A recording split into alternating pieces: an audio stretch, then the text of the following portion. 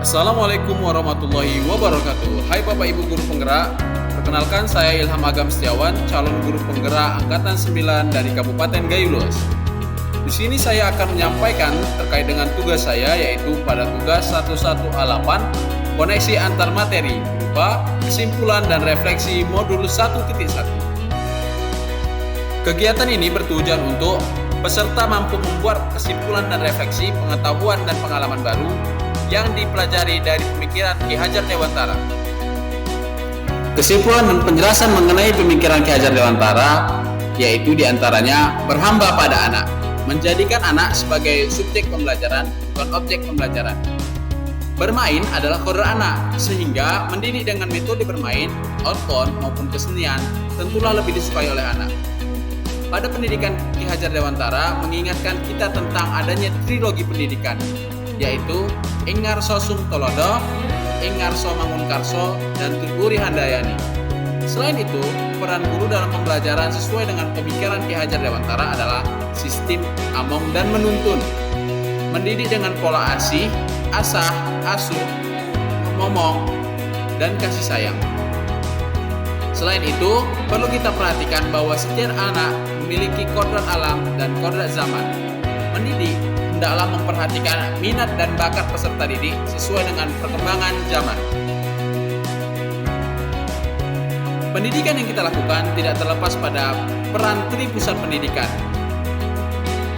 Harus terdapat keterpaduan antara ketiga lingkungan, yaitu alam keluarga, alam perguruan atau sekolah, dan alam pergerakan pemuda atau lingkungan sekitar. Selain itu, proses pendidikan hendaklah mengikut kepada 3 kon, yaitu kontinuitas atau melestarikan, konvergen, menerima atau terbuka, dan konsentris, memadukan. Budi pekerti, pendidikan juga harus mengembangkan budi pekerti yang baik pada karakter setiap peserta didik.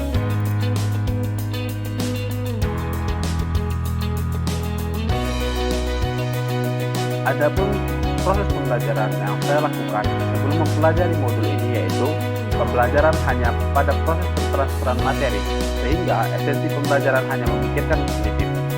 Selain itu, karena materi yang cukup banyak, saya berusaha mengejar ketuntasan materi. Saya mengabaikan karakteristik peserta didik dan menganggap peserta didik sama karakternya.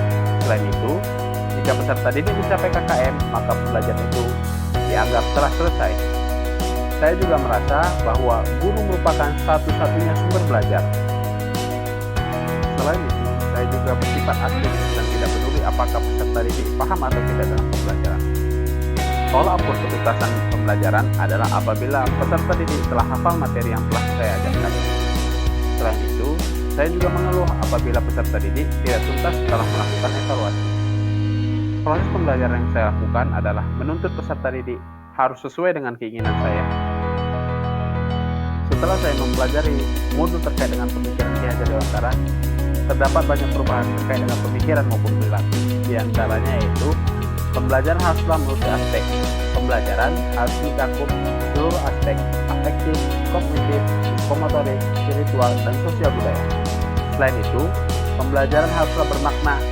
Pembelajaran tidak lagi hanya sekedar mengejar pencapaian materi dalam setiap waktu. Peserta didik juga memiliki karakter yang beragam sesuai dengan kodratnya masing-masing. Penilaian mencakup semua aspek dengan tidak mengabaikan diferensiasi dalam setiap peserta didik, latar belakang, gaya belajar, dan keminatannya. Proses pembelajaran dilakukan dengan menuntut peserta didik seumpama petani dan bukit jagung yang benihnya dituntun untuk mencapai hasil yang terbaik. Guru adalah fasilitator pembelajaran. Sumber pembelajaran tidak hanya terbatas pada guru. Saya berusaha menerapkan pemikiran Ki Hajar Dewantara pada kelas saya, yaitu dengan merancang pembelajaran interaktif, menerapkan pembelajaran abad 21, pembelajaran yang lebih bersifat menuntun, mengenali latar belakang dan karakter peserta didik, serta berusaha mewujudkan pembelajaran yang lebih bermakna. Demikian pemaparan dari saya terkait dengan koneksi antar materi, kesimpulan dan refleksi modul 1.1. Terima kasih.